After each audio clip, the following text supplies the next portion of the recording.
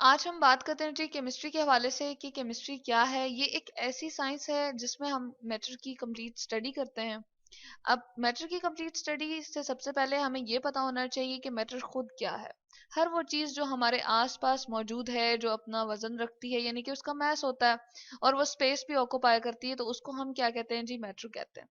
अब जब हम मैटर की स्टडी करेंगे तो सबसे पहले हम ये देखेंगे कि जी उसकी कॉम्पोजिशन क्या है। जैसे ही मैंने एक लफ्ज का कॉम्पोजिशन, तो हमारे जहन में क्या आता है, ये कंपोज से है वर्ड, और इसका मतलब है कि किसी चीज की बनावट हम देखते हैं।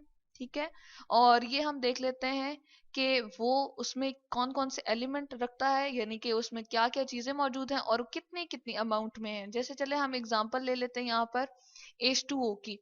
वाटर है हमारे पास, और इसके फार्मूले को देखते ही हमें क्या पता चलता है जी, दो H है और किसके साथ अटैच है, वो एक ऑक्सीजन के साथ अटैच है। तो प्योर वाटर जहां से भी हम लेंगे, चाहे वो जग ग्लास में हमारा पड़ा हुआ पानी है या किसी पॉन्ड में है, उसमें हमेशा रेशो क्या होगी जी, हाइड्रोजन 2 अमाउंट में होगा, यानी कि उसके दो एटम होंगे और ऑक्सीजन का एक होगा। तो ये है इसकी कॉम्पोजिशन, यानी कि वाटर की केमिस्ट्री कॉम्पोजिशन के हवाले से हमने इस तरह से फाइंड की है। अब दूसरी जो हम मैटर के हवाले से स्टडी करते हैं वो जी प्रॉपर्टीज होती हैं। प्रॉपर्टीज क्या होती हैं जी, खसूसियात, यानी कि एक चीज दूसरी चीज से किस हवाले से मुख्तलिफ है। जैसे हम कहते हैं कि जी उसकी शेप को चले देख लेते हैं कि एक की शेप जो है वो डिफरेंट है। प्रॉपर्टीज भी आपके पास दो तरह की होती हैं। अब कौन कौन सी होती है, एक होती है जी फिजिकल और एक होती है केमिकल। फिजिकल जैसे नाम से हमें पता चल रहा है, किसी की जाहिरी सूरत के बारे में, यानी कि जाहिर के बारे में हम बात करते हैं। तो सबसे पहले हम क्या देख लेंगे जी, उसका चलें कलर देख लेंगे। जैसे अगर हम पानी का कलर देखें तो हम कहते हैं उसका कोई कलर नहीं होता, वो कलरलेस है। लेकिन ऑयल वगैरह जो हम घर में यूज कर रहे होते हैं, वो हमें क्या लगते हैं, येलो से कलर के होते हैं, तो उनका कलर है। उसके बाद हम जो चीज देखते हैं फिजिकल प्रॉपर्टी में, वो है ओडोर, यानी कि उसकी स्मेल कैसी है, वो स्वीट स्मेल में है या उसकी स्मेल बुरी तो नहीं है। तो जैसे हम बनाना या एप्पल वगैरह फ्रूट्स होते हैं, वो भी मैटर हैं क्योंकि जगह घेरते हैं और वजन रखते हैं। तो उनकी स्मेल हम देखते हैं तो वो क्या होती है जी, जब सूंघ के देखते हैं स्वीट स्मेल होती है। इसके बाद जो हम प्रॉपर्टी की स्टडी करेंगे वो है हमारे पास टेक्सचर। और टेक्सचर क्या होता है कि किसी की सतह को हम छू कर देखते हैं या उसको टच करके देखते हैं वो कैसी सतह रखता है। जैसे पत्थर को अगर हम टच करते हैं, स्टोन वगैरह को, तो उसकी सरफेस बड़ी रफ सी होती है। लेकिन आपके पास जो टैल्कम पाउडर होता है घर में, उसको अगर हम टच करेंगे तो वो बड़ा ही उसकी स्ट्रक्चर, उसके टेक्सचर को सॉरी हम क्या कहेंगे जी, वो पाउडर लाइक है। नेक्स्ट जो हम बात करते हैं वो डेंसिटी होती है, यानी कि किसी चीज को हम इस हवाले से देखते हैं कि क्या वो भारी है या हल्की है। इसके लिए हम कंपेयर कर लेते हैं, चलें एक टिश्यू पेपर और एक सोप को। टिश्यू पेपर क्या है, लेस डेंस है, बहुत ही हल्का सा है, जबकि सोप जो है वो क्या है, भारी है। दूसरी जो प्रॉपर्टीज आपके पास आ जाएंगी जी, वो है केमिकल। और केमिकल प्रॉपर्टीज में हम ये करते हैं कि एक मैटर को दूसरे मैटर के साथ कंबाइन करते हैं और वो कोई मुख्तलिफ चीज हमें बनाकर देते हैं नतीजे में। अब होता क्या है कि हम चलें एक ले लेते हैं केमिकल, कोई भी हमारे पास सब्सटेंस है या मैटर है। जैसे मैंने इसमें ले लिया पानी, और पानी के अंदर जी हम क्या ऐड कर देते हैं, कोई बी अमाउंट हमारे पास है, जो कि बी हमारे पास मैटर क्या है, चले हम इसको सिरका ले लेते हैं। अब क्या होता है कि क्या पानी और सिरके को मिलाने से कोई मुख्तलिफ चीज बनती है या नहीं। तो अगर वो बन जाए तो उसको हम कह देते हैं सी। और अगर वो नहीं बन रही तो हम जरूर यहाँ पर क्या करते हैं, कोई हीट अप्लाई कर देते हैं या प्रेशर दे देते हैं या इलेक्ट्रिक शॉक वगैरह दे देते हैं। अब हीट के लिए केमिस्ट्री के अंदर हम क्या साइन, ये मैंने लिखा है जी, डेल्टा का साइन हमने रिप्रेजेंट किया। ए और बी दोनों क्या हैं जो आपस में रिएक्ट कर रहे हैं। ये दो भी हो सकते हैं, दो से ज्यादा भी हो सकते हैं। जो दो चीजें या दो से ज्यादा चीजें आपस में मिलें और मुख्तलिफ चीज नतीजे में बना के दें, तो उसको हम कहते हैं जी रिएक्टेंट्स। और इसी तरह से जो आपके पास इसके नतीजे में बन रही है, टाइम के बाद कुछ आपके पास मुख्तलिफ चीज बनती है, तो उसको हम क्या कहते थे, प्रोडक्ट कहते थे। वो भी एक भी हो सकती है, दो भी, और दो से ज्यादा भी हो सकती है। तो यहाँ पर हमारे पास क्या है जी, एक बनी है तो हम प्रोडक्ट लिख देते हैं। अगला जो हम मैटर के हवाले से स्टडी करेंगे वो है जी उसका स्ट्रक्चर। और स्ट्रक्चर जो है ना, वो हम दो लेवल पे देखेंगे। एक होता है जी हमारे पास माइक्रोस्कोपिक लेवल और एक होता है मैक्रो।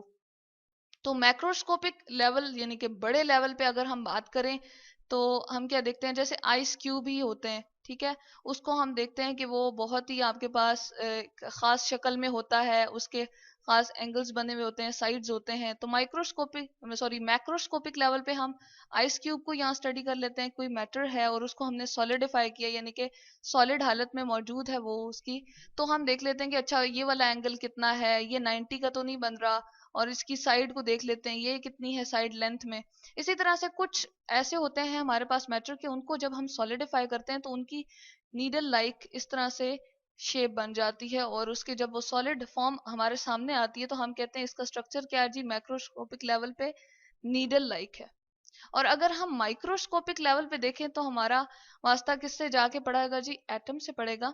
तो हम माइक्रोस्कोपिक लेवल में ये जान लेंगे कि जी कौन कौन से हमारे पास इलेक्ट्रॉन कितने हैं, किस किस एटम के इलेक्ट्रॉन कितने हैं, और ये हम देख लेते हैं कि वो कहाँ कहाँ रिवॉल्व कर रहे हैं, और उसके न्यूक्लियस में कितने हमारे पास प्रोटॉन है। तो मैक्रोस्कोपिक और माइक्रोस्कोपिक लेवल में ये फर्क आ गया कि हम यहाँ पर बहुत ही छोटे लेवल पे जा रहे हैं, और हम इलेक्ट्रॉन प्रोटॉन वगैरह को देख रहे हैं कि वो कहाँ कहाँ मौजूद हैं और उनकी कितनी तादाद है।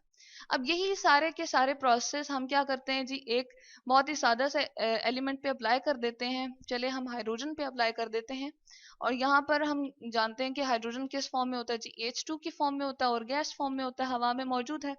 तो इसके फार्मूले को देखते ही हमें क्या पता चल जाता है कि जी इसमें दो H हैं, तो ये हमें इसकी कॉम्पोजिशन के बारे में पता चल गया। अब जब इसकी प्रॉपर्टी हम फिजिकल देखते हैं तो इसका कोई कलर नहीं होता, हम कहते हैं ये कलरलेस, यहाँ पर हम लिख देते हैं कलरलेस गैस होती है। इसके अलावा हम ये कहते हैं कि इसका कोई ओडोर भी नहीं होता, तो ओडोरलेस ये गैस है, यानी कि कोई इसकी स्मेल वगैरह नहीं होती, और डेंसिटी इसकी बहुत कम होती है, और टेक्सचर चूंकि गैस कोई एक शेप में होती नहीं है तो हम टेक्सचर के हवाले से कोई खास बात इसकी नहीं करते। H2 जो है वो गैस की फॉर्म में अगर हम देखें हमारे पास इन्वायरमेंट में मौजूद है, और इसके साथ हमारे पास ऑक्सीजन भी इन्वायरमेंट में मौजूद रहती है। तो आया क्या, ये दोनों रिएक्ट करके कोई नया कंपाउंड बनाती हैं, या कोई नई चीज हमारे पास मुख्तलिफ हो इन दोनों से वो बनाती हैं या नहीं। तो ये हमारे पास अगर तो मुख्तलिफ दोनों बना देती हैं, यानी कि हम यहाँ पर लिख देते हैं कि वाटर बन गया है और वो लिक्विड स्टेट में होता है, एल मैंने इसके लिए रिप्रेजेंट कर दिया, तो ये इसकी कौन सी प्रॉपर्टी हो जाएगी जी, केमिकल प्रॉपर्टी हो जाएगी। तो इसके लिए ये ऐसा नहीं होता कि हवा में दोनों मौजूद हैं और दोनों रिएक्ट कर जाएं, तो हमें क्या देना पड़ता है, इलेक्ट्रिक शॉक। अब जब हम माइक्रोस्कोपिक लेवल पे हाइड्रोजन का स्ट्रक्चर देखते हैं तो क्या नजर आता है जी, इसके अंदर सिर्फ और सिर्फ एक इलेक्ट्रॉन है, ठीक है, और इसके न्यूक्लियस में एक ही प्रोटॉन है और एक ही न्यूट्रॉन है। तो ये हमने जान ली है जी केमिस्ट्री किसकी, हाइड्रोजन की, जब हमने ये सारे के सारे प्रोसेस अप्लाई किए इस पे। यही प्रोसेस जब हम 92 एलिमेंट्स पे अप्लाई करते हैं जो हमारे पास क्या है, नेचुरली अकरिंग है, तो उनकी केमिस्ट्री भी हम इसी तरह से